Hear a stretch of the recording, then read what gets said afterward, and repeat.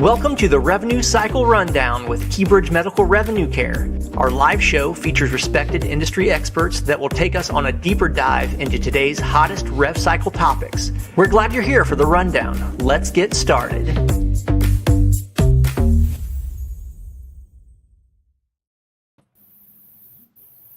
Hey, good morning, everybody. Welcome to the Revenue Cycle Rundown. I'm your host, Brian Garver.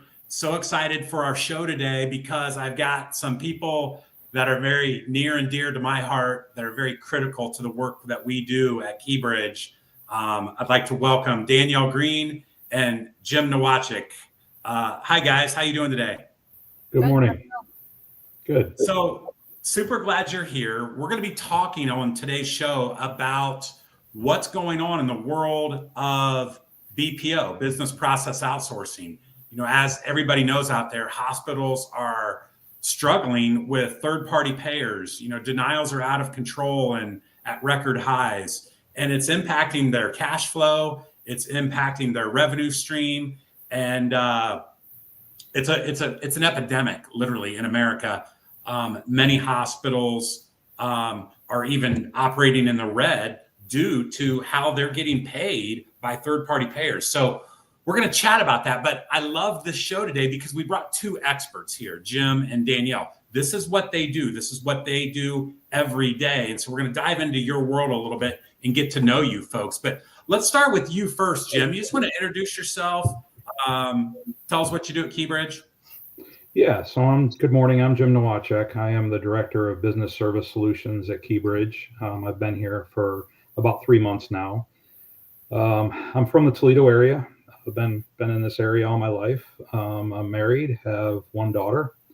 When I'm not at work, I really enjoy spending time with them. Also, some of my other hobbies, as you know, Brian, I like to golf, play basketball, racquetball, any type of card game I enjoy. So love it. Thanks, Jim. And Danielle, could you introduce yourself for us, please? Yeah, I'm Danielle Green. I'm the BPO manager here at KeyBridge. A little bit about myself. I've been married for 5 years, and we have 2 little girls. Our hobbies are a home remodel right now. So, yeah. Awesome. Thanks, Danielle. So Jim and Danielle head up a dynamic team at KeyBridge to help hospitals tackle these issues that we described with third-party payers and other things that are coming up in revenue cycle. You know, let's start with you here, Danielle. Let's talk about how did you get into this wild and crazy industry of healthcare revenue cycle? Tell us kind of what that looked like for you. How I got started was just a friend reached out and asked me to apply for a job. They needed help doing durable medical equipment billing. So I started there, and then I was really interested into the durable medical equipment, but I wanted to move over more towards the hospital side. So I had a friend reach out. They had an opening for a commercial PB biller. So I just happened to move over and absolutely loved what I did. And here I am. Been with KeyBridge now for 7.5, 8 years. Yeah, going on 8 years with KeyBridge alone. And Danielle heads up a fabulous team of billers, professional rev cycle representatives that help our clients with these things. So Jim, let's go into your wild, wacky world of healthcare. You've got quite the resume of healthcare experience. Take us back and tell us, you know, how you got into this wonderful world of revenue cycle management. Yeah, so I've been in healthcare for 40 years. I started off on the clinical side of healthcare as a therapist. Always had an interest in the business side, so went back and pursued a finance degree, obtained that. Went over to the business side, spent probably about last 25 years in hospital and physician revenue cycle and finance. I have managed care experience, clinical operation experience, hospital operation experience, and last 3 years I spent as CFO of a critical access hospital in Ohio. Yeah, so you've done it all, Jim. I mean, I've known you for years. I mean, literally all aspects of revenue cycle, all aspects of healthcare finance, including the CFO perspective. And what I also love about your experience, Jim, is you've worked with large healthcare systems with multiple locations, 1,500, 2,000 physicians in your network, 14, 15 hospitals, and managing that type of revenue cycle scenario. But you've also worked with small rural hospitals as well. Appreciate that, because KeyBridge clients are across the board, right? We work with small rural hospitals. We also work with large systems, and Jim brings that expertise on both sides of that. So excited, Jim, to have you as part of KeyBridge's team and heading up this business solutions department and team. So let's chat a little bit about the KeyBridge BPO division. Danielle, maybe we'll start with you here. Tell us a little bit about the KeyBridge BPO department and the types of projects that you guys work on. We have a great team under us. We have a nice internal team, and then we also have a offshore team. So totaling roughly around 80 people that just do an amazing job. And we will do anything from credits to denial management. We've done authorizations. We've done small balances. We've done large inpatient balances. So we've even done HCAPs for a client before. So we will do what we need to help anybody out. Yeah. Love that. And a team of roughly, what'd you say, 80, 85 roughly people about total? 80 people. Mm-hmm. Yeah. So big team of folks, professional billers doing this type of work for our clients and just growing. Yeah. 5 years ago, that wasn't the case. And here we are 5 years later, such a big team of professionals that you and Jim are managing and directing and helping our clients with those challenges. Jim, anything to add from your perspective about our BPO team or department that you want to add? Just echoing what Danielle said, we have a great staff with extensive knowledge and revenue cycle on the physician and hospital side, as well as our leadership team with Danielle and two supervisors that we have. Very impressed with the team here at KeyBridge. Yeah, appreciate that. So these projects you mentioned, Danielle, that we do for clients, can you tell our audience just a little bit about how long does a startup take? I mean, from the moment we get a signed agreement, how long is it typically before we can be actively working their AR and their denials, for example? Typically, I would say roughly about 2 weeks. It will also depend on the IT department on getting us access to the client system. We have some clients that their IT is very, very quickly, and we can have access within 24 hours. And then we have other ITs that just have a little bit of a backlog that take a little bit longer. But on the average, we would say about 2 weeks. Yeah, and that's a big deal. I wanted you to share that and for our audience to hear it, because hospitals typically they'll engage with a vendor and it can be months before that vendor's up and running. I mean, integrations can take so long. I love how fast and nimble and quick and agile our BPO team is. Like you said, we get a signed agreement. Once we get system access, boom. I mean, your team's up and running in that system quickly then, because we work directly in the client system, correct? Correct. Yep. We'll work directly out of their system. We are an employee of theirs, just from an extension of their office. Gotcha. Jim, Danielle, either of you, and maybe you mentioned this, I apologize if you did, but the types of projects that you're working now, what are some of the bigger types of projects that you and your team are working on now? What types are they? Are they denials? Are they small balance? What?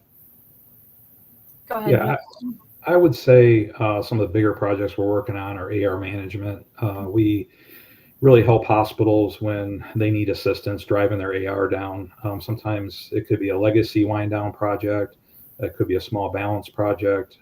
Also denial management. We can work right within the work queues or work lists of the clients to help, resolve their denials, follow up on claims, identify root causes and trends, and communicate that back so that we can reduce denials in the future.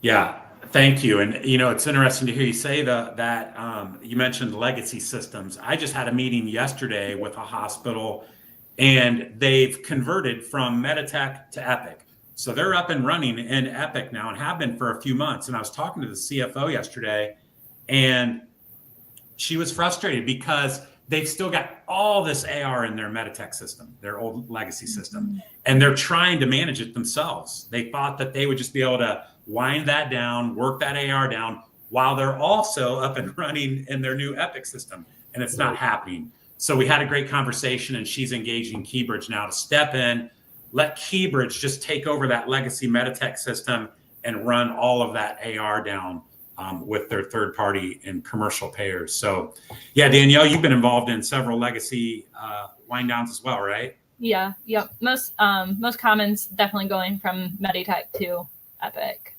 probably our two most popular systems. Yeah. Speaking of that, I mean, we're pretty versatile working in most or if all major EMRs, right? Yeah, there's some that we've not heard of, just in states that we've never been in. But most commonly, your Cerner, your Meditech, your Epic, we've definitely worked in before. Yeah, all the major systems we've got familiarity with and work within and do at an expert level. Yep. So, you know, we talked about AR management. We talked about denials. We talked about legacy systems. Any other types of services outside of those that we're also seeing hospital clients come to us and need help with? Well, I would say credits, helping with credits, helping with adjustments, refund projects. We can also do, like Danielle mentioned earlier, prior authorization projects, financial assistance, just a variety. Yeah, prior authorization is a big deal. I'm glad you brought that up.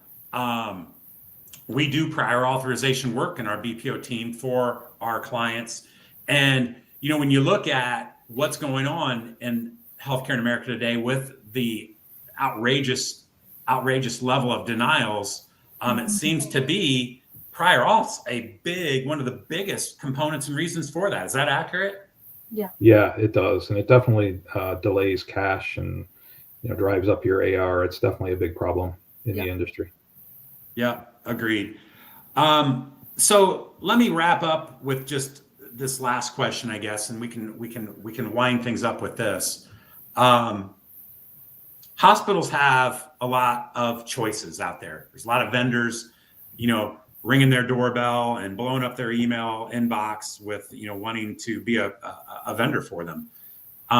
In your opinion, Danielle, and then I'd like to hear from you as well. We've got a question from Donnie, but we'll get to that in just a second. Donnie, thank you. Why KeyBridge? Why would you say, Jim, why should a hospital choose KeyBridge for these type of services versus all the other options that are out there?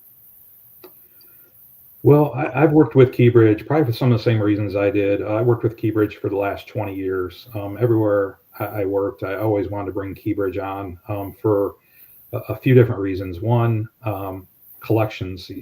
KeyBridge was always my number one business partner when it came to collections, always outperformed any other business partner that I had. Also, from a customer service perspective, far exceeded our expectations, always. KeyBridge was always there to be a resource. We could pick up the phone and get questions answered quickly, resolve issues quickly, have a great IT team. So, you know, the customer service was just by far better with KeyBridge than any other business partner that I've had. So I've always brought KeyBridge along and wanted to work with KeyBridge really the last 20 years. And really, I think since I've been here for the last few months, one of the things I've really noticed is the culture is just different at KeyBridge compared to other business partners. And Brian, you talk about culture a lot and how that really translates into a positive financial success project.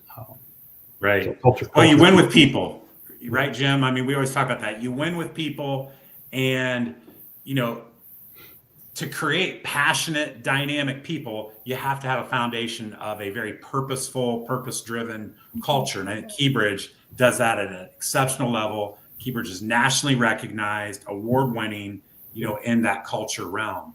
So great call out. And you mentioned, Jim, too, just the exceptional concierge level customer service that you've always received. And that's a big reason why you've always chosen to do business with KeyBridge as well.